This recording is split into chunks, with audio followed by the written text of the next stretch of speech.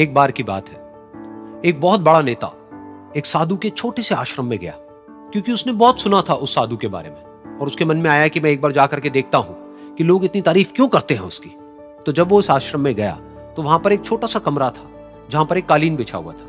वहां पर कुछ लोग बैठे हुए थे नीचे और साधु जी सामने बैठे हुए थे। कुछ सवाल जवाब चल रहा था। तो जैसे ही वो अंदर गया, वो अकेला नहीं था, उसके साथ में 4 बॉडीगार्ड्स भी थे और उसको ये आदत थी कि जहां पर भी वो जाता था लोग अपनी जगह से खड़े हो जाते थे, उसकी तरफ देखते थे, हाथ जोड़ते थे, अपना सर झुकाते थे। लेकिन यहां पर ऐसा कुछ भी नहीं हुआ। साधु ने उसकी तरफ देखा तक नहीं, क्योंकि वो साधु किसी के सवाल का जवाब दे रहे थे। लेकिन नेता को इस बात पे गुस्सा आ गया। नेता को लगा कि ये मेरी बेइज्जती है।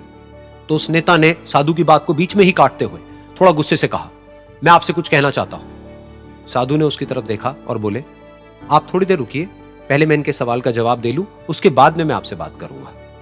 तब तक अगर आप चाहें तो आप बैठ सकते हैं। बस साधु का इतना कहने की देर थी, नेता का चेहरा गुस्से से लाल हो गया और फिर उसने अपना सारा गुस्सा उस साधु के ऊपर निकाल दिया।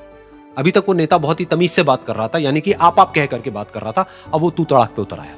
नेता ने उस साधु को कहा, तुझे पता भी है मैं कौन हूं और तू किससे बात कर रहा है? साधु ने उसकी तरफ देखा और कहा, मुझे इससे कोई फर्क नहीं पड़ता कि आप कौन हैं, लेकिन आप जो कोई भी हैं, अगर आप चाहते हैं कि मैं आपके सवाल का जवाब दूं या आपसे बात करूं तो आपको कुछ देर रुकना होगा।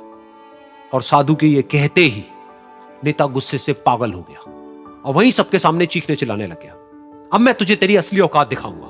तूने मुझसे पंगा लेकर के ठीक नहीं किया है। तुझे पता भी है मैं तेरे बारे में क्या सोचता हूं। साधु ने फिर से उसकी तरफ देखा और बड़े ही प्रेम से कहा कि मुझे इससे कोई फर्क नहीं पड़ता है कि आप मेरे बारे में क्या सोचते हैं। आप जो चाहे वो मेरे बारे में सोच सकते हैं। फिर उस नेता ने बोला कि तू चाहे सुनना चाहता है या नहीं, लेकिन मैं तुझे बताऊंगा यही सबके सामने कि मैं तेरे बारे में क्या सोचता हूं। तू एक बहुत ही घटिया इंसान है। तू कोई साधु नहीं है, तू एक ढोंगी है, पाखंडी है और यहां पर जितने भी लोग बैठे हैं उन सबको बेवकूफ बना रहा है। तेरा बस एक ही मकसद है कि इन लोगों की जेब में जितना भी पैसा है वो सब तेरे पास में आ जाए। तू अपने फायदे के लिए इन लोगों का इस्तेमाल कर रहा है और अब मैं तुझे नहीं छोड़ने वाला। तेरा पर्दाफाश करके रहूंगा पूरी दुनिया के सामने। लेकिन उसके इतना बोलने के बाद भी उस साधु के चेहरे पर हल्की सी मुस्कान बनी ही रही। ये देखकर वो और तिल मिला गया और उसने कहा, अब बहुत हुआ, अब मैं यहां 1 मिनट भी नहीं रुकने वाला। लेकिन अभी भी तेरे पास में मौका है। अगर मुझसे माफी मांगनी है या मुझसे कुछ कहना है तो कह सकता है। इतना सब होने के बाद भी साधु बिल्कुल शांत था और उनके चेहरे पर एक मुस्कान थी। उन्होंने अपनी आंखें बंद कर ली। फिर साधु ने अपनी आंखें खोली, हाथ जोड़े और कहा कि मुझे आपसे कोई गिला शिकवा नहीं है। मेरे मन में आपके लिए कोई भी गलत ख्याल नहीं है।